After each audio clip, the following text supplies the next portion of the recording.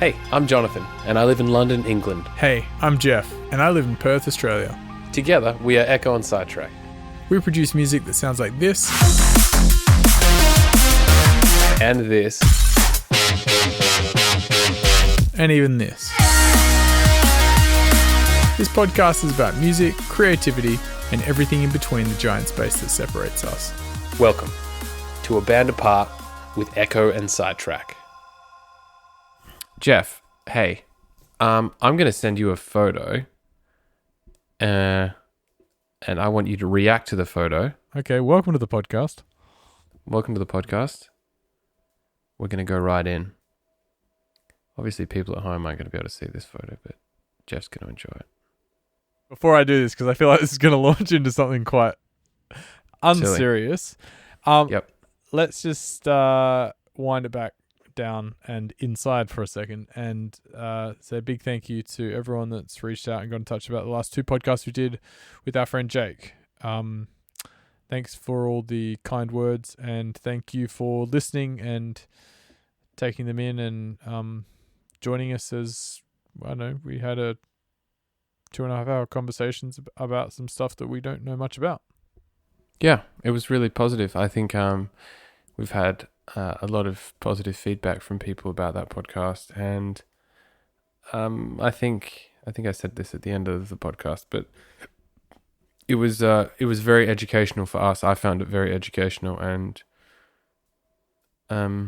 it's definitely making me think a lot more about how I act and race in general within my life, and I'm continuing my education and going to kind of lean into educating myself when it comes to the experience of people of color in not only this country but Australia and America and all sorts of things. I think it's a really positive. It's going to be, for me, it's going to become more part of my life rather than just a 1 month, soup of the day. It's a terrible way to describe it. It's not Coney 2012. This is not a passing fad. No, it's not a passing fad. It's more of a things that you can apply to better yourself and better your life and better the people's life experience around you, I think, as best as you can. I totally agree. I've felt a little bit of a shift. I've always been disgusted and like disappointed when I've seen things like this on the news and stuff, but it's easy to think that it's not in my backyard, so it's not a thing. And I think this has really changed my perspective on these things. And yeah, I'm looking forward to, like you said, applying some of the stuff, and also like just like being aware of moments where I'm, can be anti-racist rather than not racist. And I think that's going to be a real positive. I agree. Yeah, and big thanks to Jake. And he's a wonderful, knowledgeable guy. And I had a few people say that he's like really well spoken for a 24-year-old. So yeah, shout out to Jake. Big up, Jake. Love you, buddy. Love you, buddy. All right, so you've sent me a photograph. Yeah. That to me is opulence. Right? What? Tell the listeners what photograph. Well, look at the fucking packaging. What the?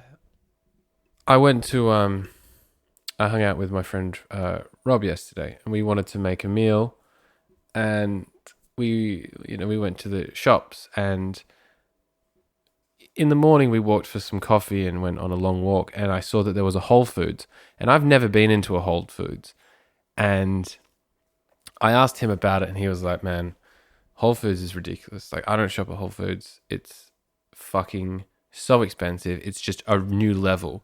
I want you to see it, so let's go in there and have a look at stuff. So we went in, and Whole Foods, firstly, a shopping center or a supermarket after you go into there feels and looks like a prison. Whole Foods is like beautiful. Like, the lighting is beautiful, the produce is beautiful, everything's set out so cleanly aesthetically. aesthetically just amazing.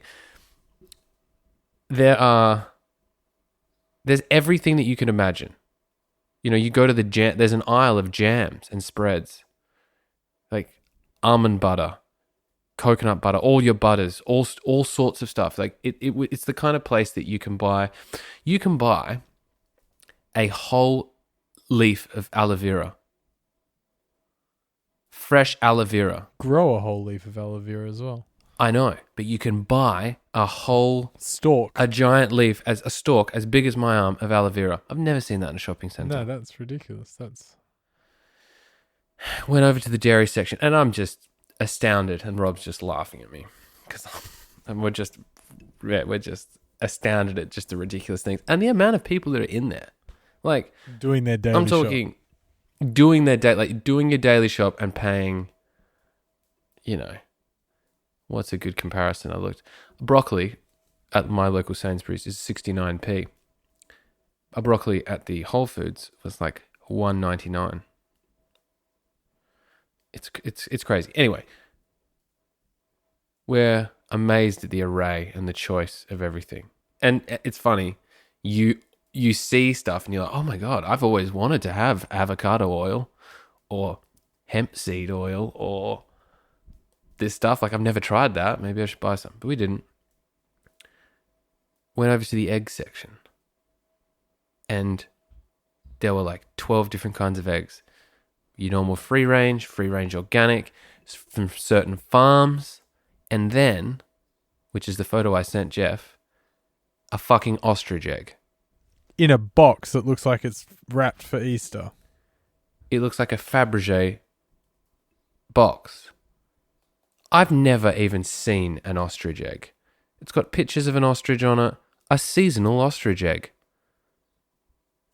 35 pounds. What the fuck? You could transport yourself to another part of the country for cheaper than it costs to buy an ostrich egg.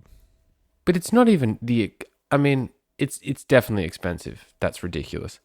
But who's going, oh, you know what? I need an ostrich egg. This soup will not be good enough without an ostrich egg. Like, where can we get one? Oh, Whole Foods have that. Which is incredible. Like, that is incredible. Also, the photo looked like the that was the last one. Yeah, that's what I mean. That was the last one. So someone's they'd sold out of ostrich eggs. Maybe they only get, like, where the fuck do you get an ostrich egg anyway? Do ostriches lay an egg? I think a chicken lays an egg, one egg every day. A healthy chicken lays one egg every day. I'm gonna Google it. How often does an ostrich lay an egg? What do they taste like? Ostriches? Ostrich eggs. I don't know, and I wouldn't be game enough. There was part of me that was like, I could just buy this thing and make like 17 people an omelette. But imagine if it was bad. This thing was huge as well, man. Ostriches do not lay eggs throughout the year like chickens do. They have a very specific breeding season that starts in June, July, which suggests that your fucking ostriches are out of season anyway, every year, and the birds will lay one egg every second day. Once they have laid enough eggs to cover with their bodies and wings, they will start incubating them. So it's basically based on the size of the ostrich, they will lay enough that they can cover and incubate, and they lay one every second day. So if you have 30 ostriches, 60 days, once every second day, it's 30 eggs per day. That's each. One per day, and they lay a bunch, and maybe they get 14 each. That's such a small profit margin. Also, bad maths on my behalf. What was I thinking? But I thought it was quite amazing. There were duck eggs and goose eggs there next to it as well. Duck eggs, goose eggs are apparently shithouse. Yeah, I'm not into it. I'm just into it. Just like your free range egg. But I thought that was just so. I don't know. I'd never seen that. That's something that you might see in like Morocco in the 1930s, in like a Casablanca kind of realm. I feel like Whole Foods is the kind of place that you could buy a large amount of spice to then go and trade with someone else for Yeah. frankincense and myrrh. You can definitely buy frankincense. Oh, he's got cinnamon for us. He's come from beyond the Isles. Is there a Whole Foods in Perth? No, I don't think there's a Whole Foods in Australia. If there is, it's in Sydney, and it's 'Cause full an of American ostrich. brand, right? Yeah, it is American. Ostrich eggs. I think it's owned by Amazon now. Ostrich eggs do not taste a lot like chicken eggs. No, do taste a lot like chicken eggs, but you will notice the difference. They have a more buttery taste and are a bit more intense when compared to other eggs. Some even describe it as sweet, but kind of gross at the same time. Why the fuck would why would I pay £35 for something that tastes a lot like a chicken egg? Also, you can get 6 free-range chicken eggs From Whole for Foods. £1.50, or just from Sainsbury's, £1.50 or maybe £2. So the same amount of money that you would spend on one ostrich egg, you can actually get. You can buy 9 ostrich eggs and you can fly to Paris. And you could probably get a baguette as well. I think we need to move away from the cost of it and just think of purely as quite an opulent thing to enjoy. You can get 40 normal chicken eggs for one ostrich egg. And in volume, how much does that equate to? How many omelets can I make with an ostrich egg? That's 40, using 3 eggs per omelette. It's 15 omelets. Less than, sorry. It's 12 omelets. That's 12 omelets. And I don't think you're going to get 12 omelets out of a fucking ostrich egg. How many omelets from an ostrich egg? 24 eggs. A South African ostrich omelette is equal to 24 eggs. So bring a big whisk. There's no. That's insane. 24 eggs. It's worth 24 eggs. How many did you say? How many? 40. 40. So it's not really. The maths doesn't stack up. But the butteriness of it would be interesting. The kind of sweet, potentially gross flavor. Yeah, I'd be. I know it's a pretty. £35 is a pretty big gamble, but I don't know. Maybe it's something we can look at in the future. I had a really nice day yesterday. We just went out and got coffee and tried some really nice pastries and went on quite a long walk. We ended up walking 17 Ks. And just That's being bloody lovely. oh, I really want to try this patisserie. Let's go here. Oh, I really want to show you this park. Let's go here. Oh, let's get another coffee. It was one of those one of those journey days. And then we got home. We're like, oh man, we should make some food.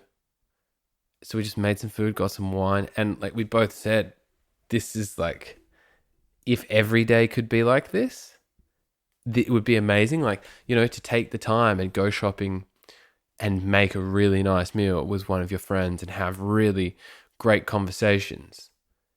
Every day should be like this, or every day should have a element of this. For sure. And that made me think of just doing something 100% for yourself. And we said we couldn't realistically do this every day, but we both did little things for ourselves every day. And if it means me taking half an hour to make myself a delicious breakfast, which I think we've talked about before, or you do go for a walk in the morning to that patisserie because you get the best pastry, and you talk to the baker, the French baker, and you have a bit of a laugh. You have those little moments. Have you seen how expensive the ostrich eggs are? You have those little moments that feed your soul. And we talked about filling your soul cup, because I think a lot of people don't fill their soul cup. Some people fill their soul cup with piss, Jonathan. Yeah, essentially.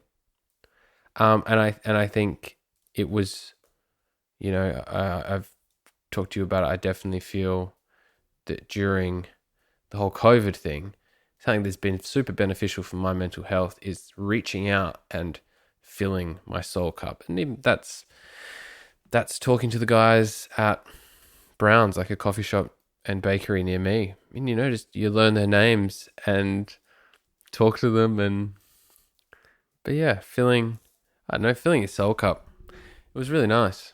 Absolutely in agreement with you, Jonathan. I think that doing things to nourish your soul, fill your soul cup, uh, are often overlooked by people because they see it as potentially selfish. Yeah. And it's like, oh no, I don't need that, or I don't, But it doesn't have to be something that costs you a lot. It doesn't have to be something that No. that even takes a long time or anything. Something I've been getting a lot of benefits from is just walking along the coast and walking. I like walking is amazing anyway, but if you can do it in a scenic area or somewhere where you're like just get more of an opportunity to just be, it's really beautiful. And I've been enjoying just walks by myself, like, I can walk for an hour. And I just like I'm not power walking. I haven't got Nordic sticks and I'm, burning all the calories. I do enough exercise elsewhere. But I'm enjoying the act and what it does to my brain. And in this book that I'm reading, which is Stillness is the Key by Ryan Holiday, one of the chapters towards the end actually talks about walking, and he gives some amazing examples of people that have been very successful thinkers in walking, and they've done studies to show that like the act of the pressure on your feet does something to your brain.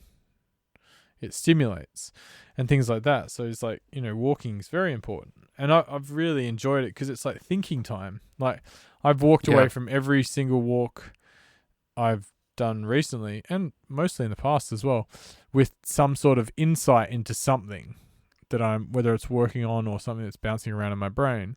And I found it really beneficial. And I think I've been neglecting walking because so often I need to have a partner to walk with.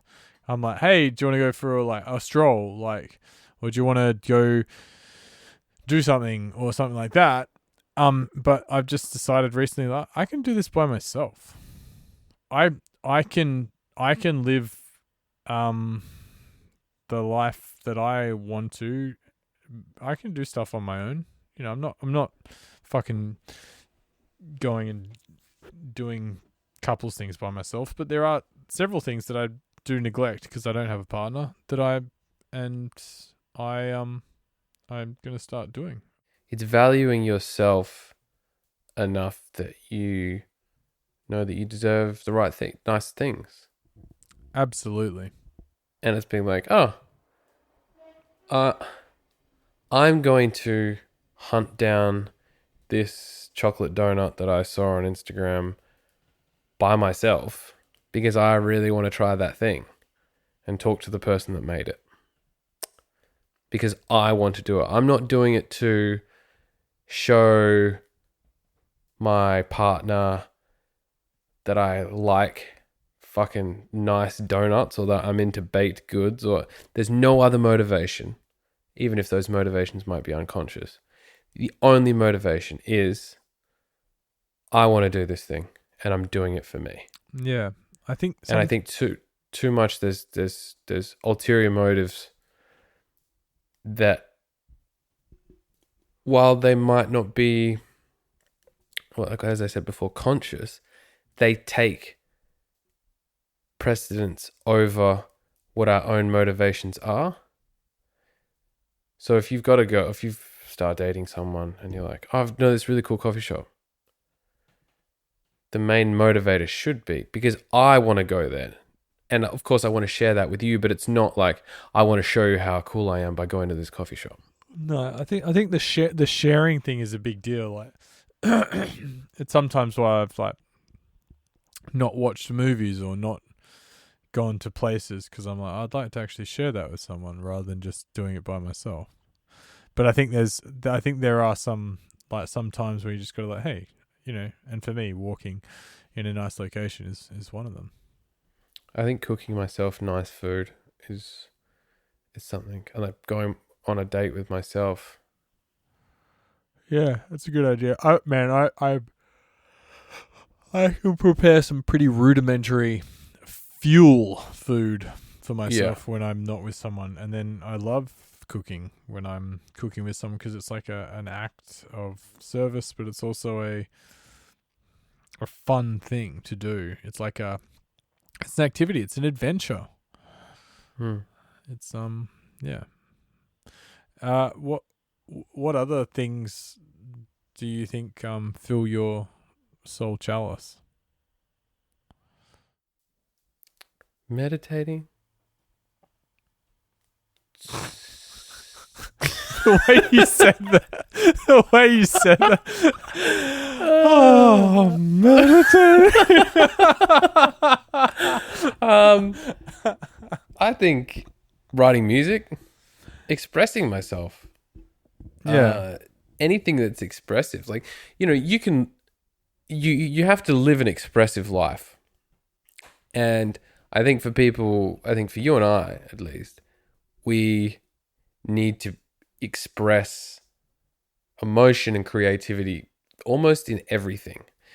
That's the reason why we've sometimes spoken about how we're not particularly great at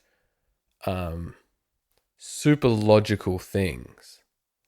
Like you've talked about when you sometimes weigh coffee, rather than just getting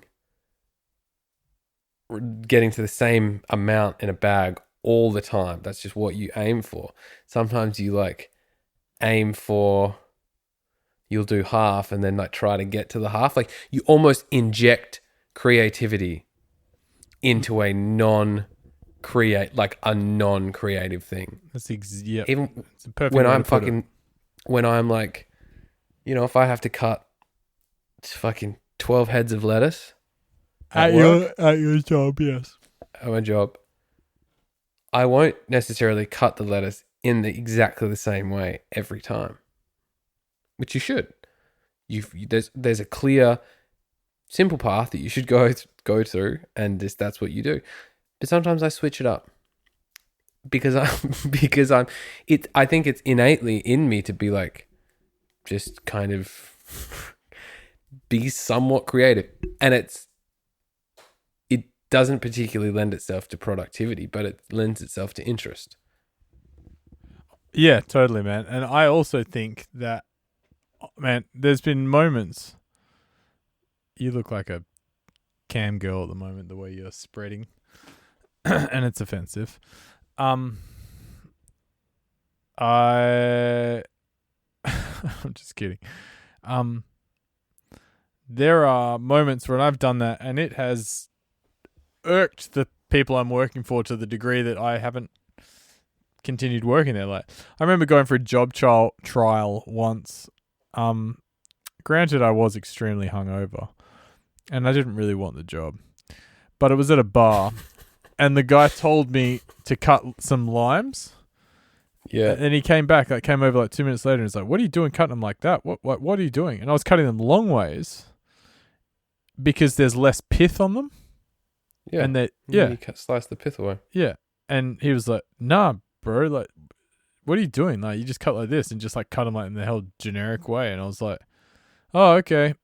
And then in my head already, I was You fucking loser. See you later. I'm done with this job. They were 40 minutes later, the guy was like, "Thanks for coming in. We'll get in touch." And I was like, "No, you won't." Just hobbled home, or I don't know. But the point of the story is, I injected some creativity. I tried to think for myself. I did those things, and I was shut down. Yeah. I mean, there's some jobs where you don't need to be creative, or there's some aspects to a lot of jobs where you just don't need to. We've worked out the best system. This is the system. The system is fine.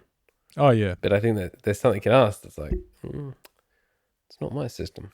It's also, man, I'm not claiming to anyone else that my system's better than theirs. No. It's just more fun for me. Exactly. It's more entertaining. It's more interesting. It's like a game. I don't know if there's a reason for it apart from maybe our own entertainment. I'm not too sure. But I like to think it's it's just us trying to inject creativity and trying to get that creative energy out. Your job trial story reminded me of a failed job interview that I went to, I can tell you one of them afterwards. To save money to go to Europe with my girlfriend in 2013, I wanted to get a job, and I thought about getting a office job. I had never worked in an office job and had only done stuff to do with film or in kitchens. So I went to the interview. I wore like a suit, and it was a data entry job that I think Andrew got me an interview for. Andrew Monday. Oh wow, yeah. Shout out to Talon. Talon, that's right. Pretty wicked Perth producer. I don't know what he's doing. I haven't spoken to him in a while. He was making compressors for a minute there. Yeah. Yeah, so I went to the job interview. I got my nose piercing. I think I took my nose piercings out and talking to them, they're like, so have you got a keen interest in data entry? And I was like, nah, actually, I'm a music producer. I'm just in this job to just to save as much money in 3 months as I can. And they were like, oh, okay. And I realized that telling the truth doesn't exactly get you those type of jobs, or like being honest with your intentions doesn't get you those jobs. Those kind of jobs want you to be like a team player and like, yeah, data entry has really interested me and I'm interested in working for the company and maybe moving forward in the company and all that stuff. Honesty doesn't work well. But in all my other jobs, when I've been honest, whether that's been a interview with Simon, the owner of Short Order, or even like talking to Deacon here with Cockfighter, being like, I'm a music producer. That's my main thing. I don't want that many hours. Like these are my kind of morals. These are my ethics. I say some crazy stuff sometimes, but it's going to be fun. It's going to be entertaining, and I'm going to work hard. And they respect that honesty, and I get the job because like we align, our personalities align. My personality just does not align with someone hiring for an office job. It's a clashing personality. I have this kind of personality that in an interview they're like, he seems like he's going to be a problem. Well, you seems like you're going to be the kind of person who'd be like, there's a system here that I just don't believe in, and I'm going to try to create something. Or just like, oh, I'm going to like rock the boat, and like half of the like an air of revolutionary. The white collar jobs are all about just like staying in line and do your job, shut up, get paid, go home, start again kind of thing. I mean, we don't have much experience in that realm at all, but I think the reason we don't have much experience in that realm is because we never fit. Like if we poked our head into it, it was just like, oh, this is a foreign existence. Like what's going on here? Like, oh, I'm not going to fit. Man, I still remember going out for drinks with my mates who had like, jobs in the city when they came out of university.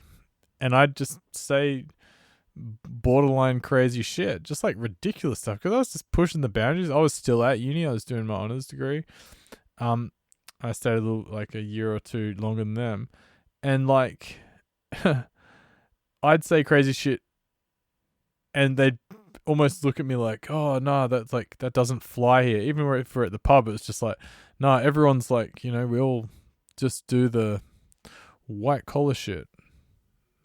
Well, they also exist in an environment where if you say crazy shit, there's checks and balances in place that you can get fired for it. And I don't mean like sexist or racist comments. That's obviously something that you should be fired for. But I mean like, you can't.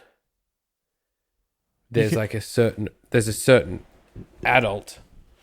You can decorate your cubicle with up to 3 teddy bears and perhaps a poster, but anything kind of outlandish, and we just prefer it was a little less personal.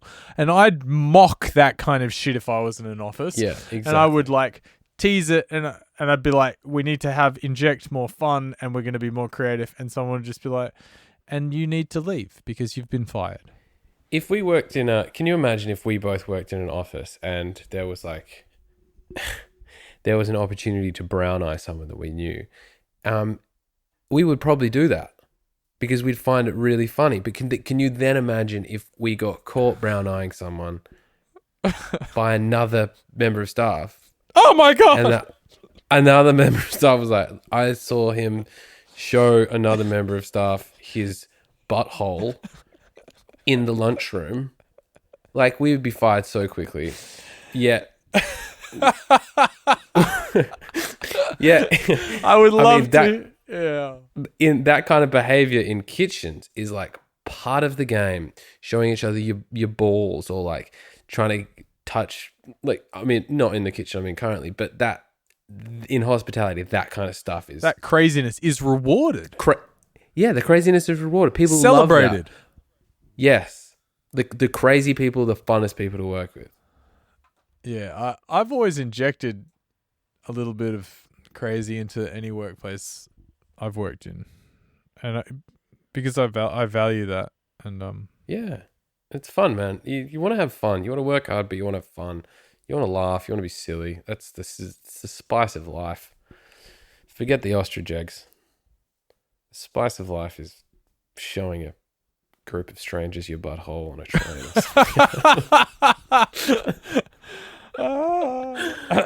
No, that's not the spice of life. That's absolutely not the spice of life. That's a joke.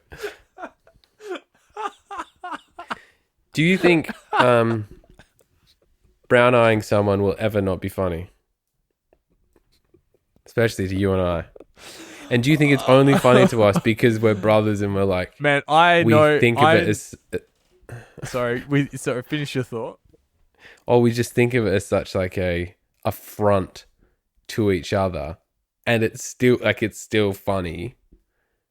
Like, do you think it'll ever not be funny between you and I? Do you think we'll be at like a kid's bar, like our future kids' barbecue? It's my son's 3rd birthday, and I go like, oh, I'm just gonna go get some sausages out of the fridge, and I go in there, and you just sneak in and just try to make it out. Look at it. Hey, John, look at this. Hey, man, do you want to chuck these on the barbie? Yeah, oh fuck! I think that'd be so funny. That's so funny. It's so juvenile, but so humorous. I know several siblings that have a similar relationship. I don't even know brothers and sisters that have a similar relationships. And it's showing the bum, or like, some people are less graphic, like, just showing your ass is one thing, but if you can spread it and really wink at someone, this is gratuitous talk for a podcast. But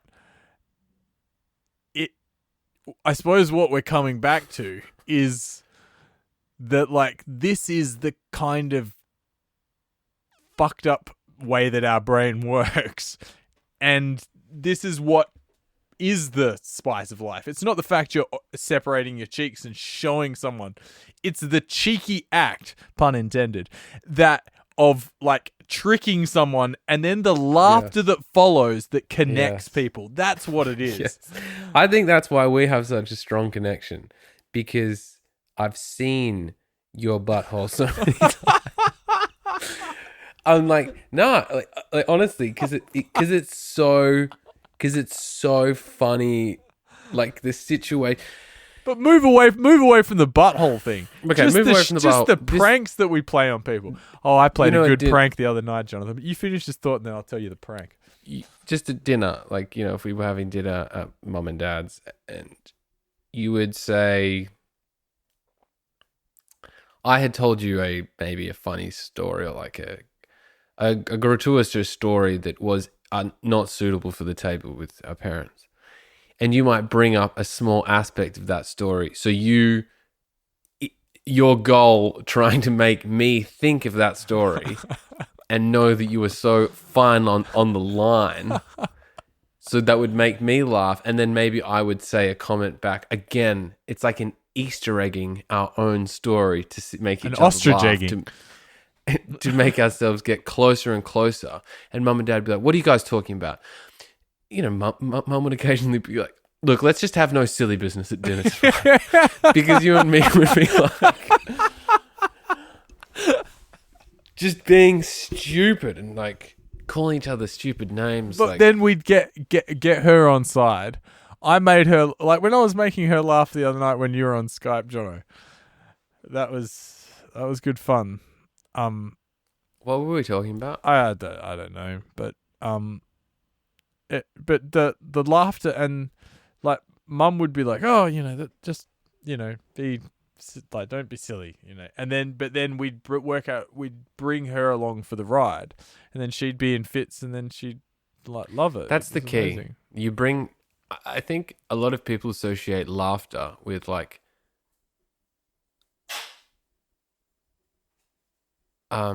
people. Sorry, Wilson just sneezed. People associate laughter with people are laughing at someone Yes. rather than they're laughing and we're all laughing together, and like you want to bring people along for the ride. And we're a tighter community for it, man. Like, like I think so. laughing with people is, if you're like, like being in a crowd at a stand-up show or something is great. And then if you can, on a smaller level, if you can share something with someone and they think it's funny, and then we can share with more people and it's funny. Like, laughing as a group is, it's the best. And like, That fills my soul cup. it fills my soul bowl. What was the prank you pulled the other night? Yeah. So I've done it before, and I thought it was a great time to put it into practice. Pretty simple prank. It's just what's the best way to say this? Okay. It's a prank that me and you have probably done before, at least you're aware of. But what we did is we're at my mate's house, we're having some beers, and we talked about how we'd pulled some pranks in the past. Some pretty out there pranks, like things that Can you give me an example? Human poo in places. Human poo in places is a pretty standard rite of passage every human male teenage boy needs to go through. Sometimes we've been older than teenagers, Jonathan. I'm not gonna lie, but and I don't think it's the same for girls. And I think that's I would real disagree. I reckon there's some people out there that love to laugh, some females that love to laugh and find shit just as funny as guys. No, definitely. But I don't think, a guy sleepover when you're like 15, there's always a point where you're like, hey, let's shit in a bag and throw it at someone. And I don't think a group of 15-year-old girls is going like, hey, let's shit in a bag and throw it at someone. I don't know, man. Yeah, true. I don't know, but I would assume, I think they're a bit more, they're more highbrow. They're more involved, man. Let's be honest. Women are more involved. We're such monkeys. Like, we really are. Like, okay. If we're sitting there, 15 years old, talking about shitting in a bag and like, throwing it at someone or, doing something like that, the girls are talking about how cute the guys are that are at the sleepover. Like, oh, I hope he asked me to the dance, and we're all giggling about shit and saying like, oh, look at that. Or they're probably dating one of us and they're like, I just don't know if I'm like emotionally getting through to Daniel, and they're having these like high level emotional conversations and sharing their feelings, and we're sitting around fucking talking about shitting in a bag or playing FIFA or like. So I have, I mean, we don't need to go into it. I'm sure we can have a pranks episode where we can tell some of our best pranks. But yeah, so we're talking about some of these pranks. One was it was when we were about 22, and it just became a series of not only hide the shit, but like, I'm gonna ramp this stuff up. Like, you did this to me, and then I'm gonna do this. Someone put a piece Prank wars. Someone put a piece of shit in someone's glove box. Like, and then like there were eggs thrown at a car, and then that person was like, fuck, and we were like, man, some like kids came passing through eggs at the car, and then he's sitting on the balcony and being like, the eggs clearly didn't come from the road. They clearly came from the balcony. And then that led to more shit. Either way, we were talking about this, and then we were like, let's do a prank, man. Let's do a prank. There's like, there's 15 people here. There's one of the guys' houses. This is 2 weeks ago. Yeah, 2 weeks ago. The egg and shit glove box story is like a long time ago. And we're talking about this, and we're like, let's do a prank. So we just have this little thought, talking about it a little bit, and then I'm like, this is simple. You and your girlfriend share a bed. She thinks you're a smelly boy.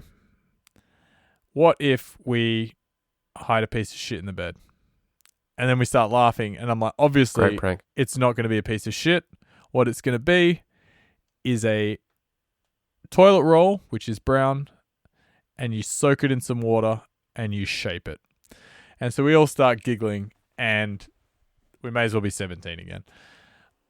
Now we've got to get away from the main party and be like sneaky enough that we that's the funnest part. no one knows, and people are coming and going in and out of the bathroom, in and out of the bedroom as well. Like, what are you guys doing in here? And so then we start like wetting it down, and we're joking, like we're talking about how you got to shape it and like fold the ends so you can't see any white bits, and you got to give it a fair bit of water, but then you squeeze it and it starts to look a lot like a shit. And then you break off a little bit off the end, and then you break off another little bit at the end, and then you squeeze it out and tuck it in just under the sheets. And I took a photo of it, and I sent that photo to you, and it looked like a piece of shit was in the bed. It did look exactly like a piece of shit was in the bed. And then we waited, Jonathan, and we so wanted to reveal it to someone. We so wanted people to find it. There were people sitting on the bed, like we put the covers back on. There were people sitting on the bed, like drunkenly, like lounging. And I'm like, they are so close to like someone's gonna reveal it and just scream. And I actually had left, but everyone else was still there. And his girlfriend walked into the bedroom where the covers were down, and she like kind of I think she just zhuzhed the covers. I don't know the full story, but then she started fucking screaming, and everyone was like, oh my god, what's wrong? And my two mates knew exactly what was going on. Someone had shat in the bed. And then in the morning she was like, she sent me a message on Instagram. She's like, you guys got me good. And I was like, I hope you thought it was your stinky boyfriend. And she was like, I thought he told me you shat in the bed when I saw it. Which is like an extra layer to the prank. But that's like a prank, like boomerang almost. Yeah, we had so much fun doing it. Like, and it became this thing where like, oh, who's going into the room? Like, who's going to find it? It was this ongoing thing. It's funny. It's fun. And harmless, man. It was just a wet piece of toilet paper with a little bit of shit on it. Just kidding. I don't like pranks where people get hurt. No. And I don't like pranks where like physically hurt, and I don't like pranks that are like mean. No. I don't think they're funny. No. I think pranks have to all be about creating a situation that is just ridiculous, or like that is just usually they're disgusting. That's why poo is such a classic weapon in the prankster's arsenal. I haven't been part of a prank for a while. You should pull a prank on a stranger. Remember we got that guy that when we were driving up into the hills, and that guy like bumped against the window mirror in the car, and he didn't correct it, and he didn't see us in the car, and we were eating pies, and then we just got sauce and sprayed it under his handle, and we were like, we'd love to stay there and see him get frustrated by it, but driving away, we just knew that it was gonna happen, and he would have just been like, "Who did this to me?" I think he did. He did see us, right? Because he hit the door. He hit the door hard enough that you like looked up. I thought, because we talked about getting out and being like, "Hey, like just you smashed into our car. We might not respect the car, but you should." Yeah, I don't know, man, but yeah, I mean, feel free to. I'm sure the people of Broccoli would love a Hanson pranking. I don't know if I could. I need a partner. I could get Dan. Daniel would be down for a prank. He totally would be. He's got some great stories about pranks, and I'm sure he has some other stories.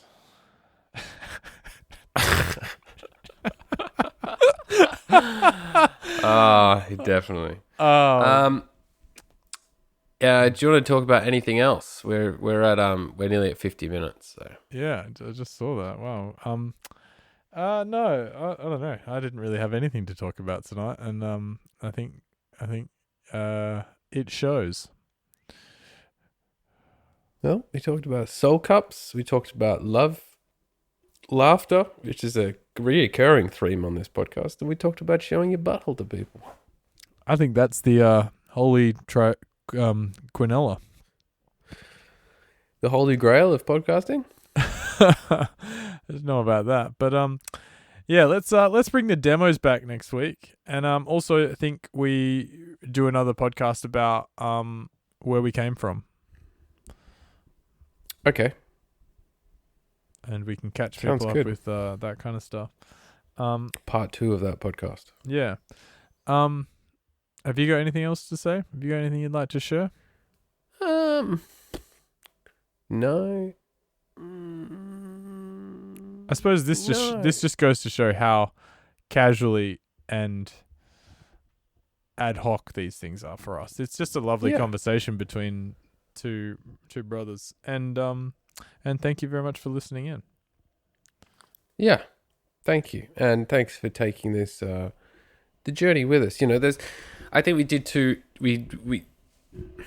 this podcast is going to be silly sometimes, and it's going to be serious, and it's going to be a representation of who we are as people, which is both of those things. We can be very serious and we can be very, very silly. So, And we can be loving, and we can be spiteful, and we can be open and closed, almost like a butthole.